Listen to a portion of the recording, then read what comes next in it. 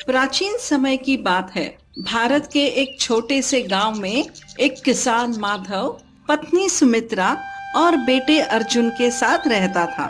माधव दिन रात मेहनत करता था, लेकिन माधव अपनी खेती से केवल इतना ही अनाज प्राप्त कर पाता था कि वे जैसे तैसे करके अपना गुजारा कर सके।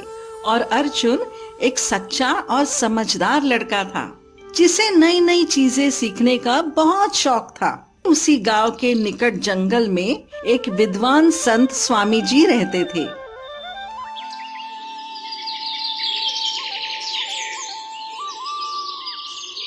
एक दिन अर्जुन अपने पिता से कहता है, पिताजी, मैं स्वामी जी के पास जाकर उनसे ज्ञान प्राप्त करना चाहता हूँ।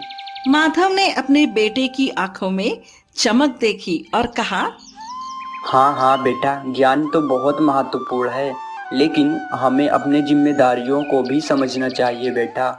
तभी अर्जुन ने कहा, पिताजी, मैं अपनी जिम्मेदारियों को निभाते हुए भी ज्ञान प्राप्त कर सकता हूँ। मैं सुबह जल्दी उठकर आपके साथ खेत में काम करूँगा और दिन में स्वामी जी के पास जाकर ज्ञान प्राप्त करूँगा। ठीक है बेटा, तुम सुबह जल्दी उठकर मेरे साथ खेतों में काम करना और दोपहर होते ही स्वामी जी के यहाँ निकल जाना ज्ञान प्राप्त करने के लिए।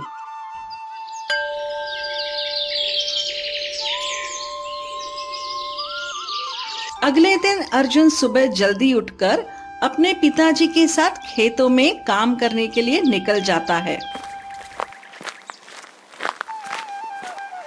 कुछ ही देर बाद माधव और अर्जुन दोनों लोग खेतों में पहुंच जाते हैं और फिर खेतों में काम करने लगते हैं।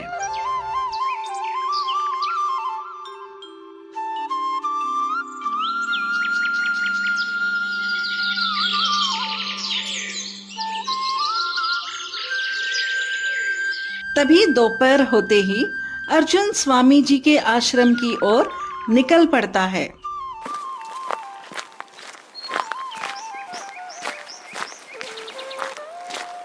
कुछ देर बाद जब अर्जुन स्वामी जी के स्थान के निकट पहुंचता है, तभी स्वामी जी ने अर्जुन को आते देखा और मुस्कुराते हुए कहा, आओ बेटा, मैं जानता हूँ कि तुम ज्ञान की खोज में यहाँ पर आए हो। आओ बेटा आओ। तभी अर्जुन ने स्वामी जी से कहा, स्वामी जी, मुझे ज्ञान प्राप्त करने की इच्छा है। कृपया मुझे ज्ञान देने का कष्ट करें। मैं आपका बहुत बड़ा आभारी रहूंगा स्वामी जी। तभी स्वामी जी ने कहा, बेटा, ज्ञान को प्राप्त करने के लिए धैर्य और अनुशासन की आवश्यकता होती है, और ज्ञान को प्राप्त करने के बाद उस ज्ञान को कभी भी गलत निष्ठा से नहीं यूज करना चाहिए। अतः ज्ञान को प्राप्त करने के बाद कभी भी घमंड नहीं करना चाहिए और ज्ञान को जितना हो सके उतना बांटना चाहिए, क्योंकि तुमने वो कहावत तो सुनी ही होगी कि ज्ञान बांटने से ही बढ़ता है। अर्थात ज्ञान को जितना बांटोगे उतना ही ज़्यादा बढ़ेगा। तो क्या तुम इसके लिए तैयार हो बेटा? हाँ हाँ स्वामी जी, इसके लिए मैं तैयार हूँ। स्वामी जी, मैं शपथ लेता हूँ, जो भी ज्ञान अपने जीवन में प्राप्त करूँगा उस ज्ञान को मैं हमेशा सच्चे और अच्छी चीज़ों में ही अनुष्ठित करूँगा। तभी स्वामी जी ने कहा, ठीक है बेटा, तो सुनो मेरी बातों को ध्यान पूर्वक से। स्वामी जी ने अर्जुन को विभिन्न विषयों की शिक्षा देना आरंभ किया। उन्होंने अर्जुन को वेद, गीता, रामायण, महाभारत और अन्य वेदों का ज्ञान प्रदान किया। यहाँ तक कि लोगों के साथ कैसे रहना चाहिए और कैसे व्यवहार करना चाहिए आदि जीवन की अनुभवों के बारे में अर्जुन को सिखाया।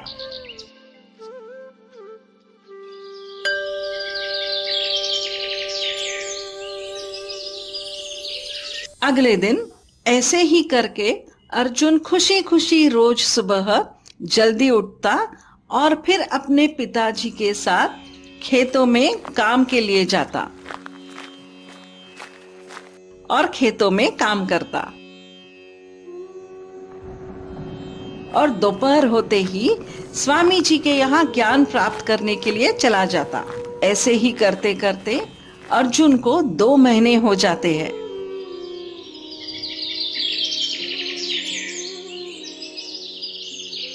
एक दिन स्वामी जी ने अर्जुन से कहा, बेटा, अब समय आ गया है कि तुम अपने ज्ञान से लोगों को कैसे प्रभावित कर सकते हो और कैसे अनुभव करना है। अब तुम खुद तय करोगे कि हमें कैसे लोगों की मदद करनी चाहिए। अर्जुन ने स्वामी जी की बातों को ध्यानपूर्वक सुनते हुए घर की ओर चला गया।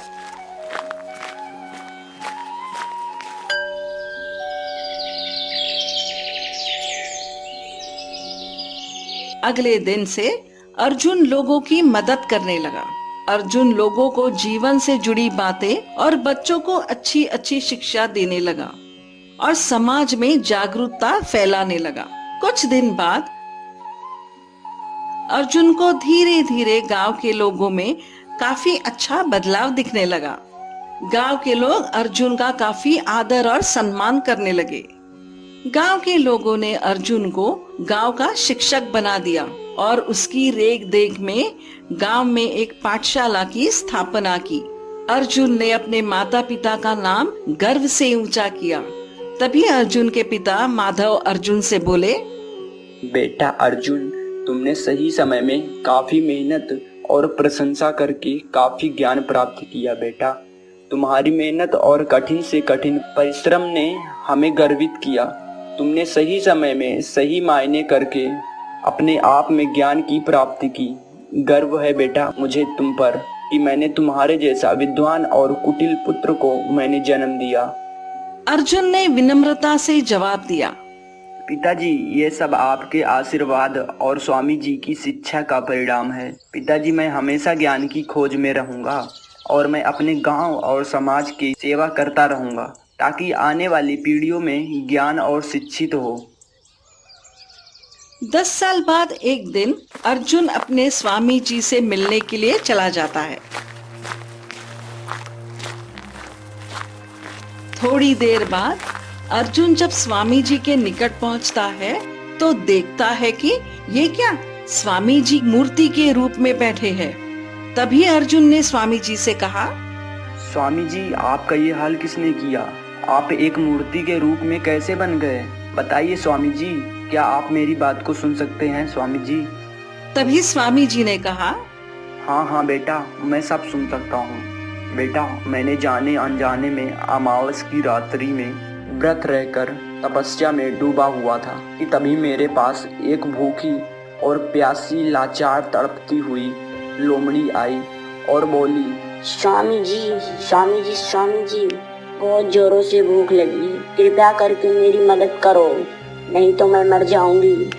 ऐसा कहने लगी, लेकिन मैं उस दिन व्रत की वजह से मेरे पास कोई भी पर्याप्त भोजन या अन्य पदार्थ नहीं थे, जिसके कारण मैंने उस लाचार लोमड़ी की मदद नहीं कर पाई और वह लोमड़ी ने तड़पते हुए अपनी प्राण को त्याग दिया और प्राण को त्यागते समय उसने मुझे श्राप दे दिया और बोली, अब तुम इस श्राप से तभी मुक्त हो पाओगे जब कोई ईमानदार और विद्वान मनुष्य आकर मुझे स्पर्श नहीं करेगा। तब तक मैं ऐसे ही इस श्रापित मूर्ति के रूप में स्थापित रहूंगा और फिर तब से मैं इसी क्षण के इंतजार में अपनी जिंदगी गुजार रहा हूँ और शायद आज वो पल आ ही गया कि मैं आज इस मूर्ति रूपी जीवन से मुक्ति पा जाऊंगा।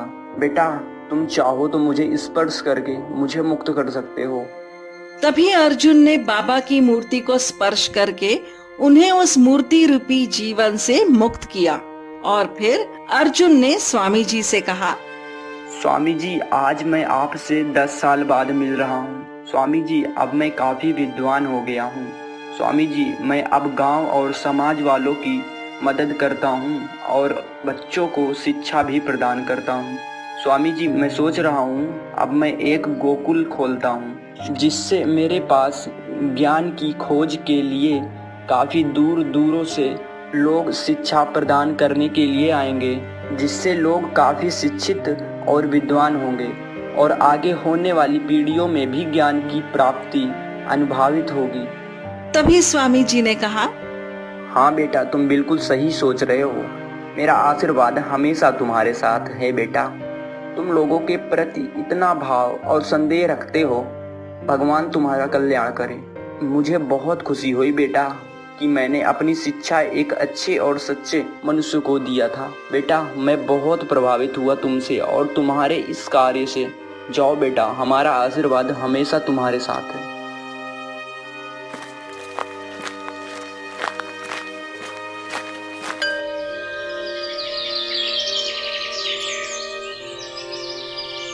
कुछ दिन बाद अर्जुन ने अपने गांव के निकट जंगल में गोकुल का आरंभ किया, जिससे वहां पर लोग दूर दूर से ज्ञान की खोज में आते हैं। इस प्रकार अर्जुन ने ज्ञान की खोज की और सही जगह पर उस ज्ञान का इस्तेमाल करके अपना और अपने गांव समाज में ज्ञान की दीप जलाई।